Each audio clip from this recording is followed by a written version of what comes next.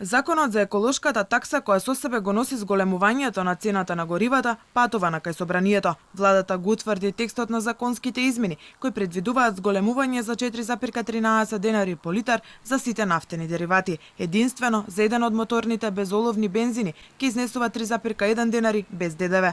Законските измени за новиот зелен данок сега ќе бидат во рацете на народните избраници. Претениците од опозицијската ВМРО ДПМН ќе го разгледаат предлог законот пред да одлучат дали ќе гласаат за него, но според нив ова е товар на грбот на граѓаните.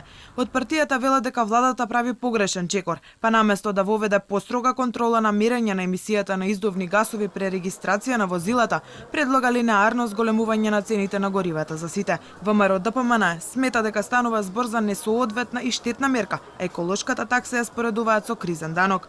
Не убедуваат дека зголемените цени на горивата почивале на познатиот принцип загадувачот плаќа. Почитувани, ова значи дека не треба да очекуваме некој позначителен ефект од оваа нова давачка врз однесувањето на граѓаните.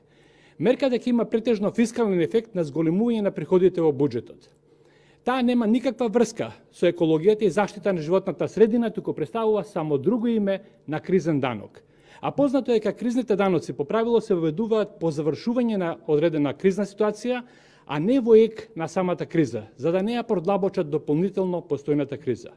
Со новата еколошка давачка годишно во државната каса ќе влегуваат по 54 милиони евра.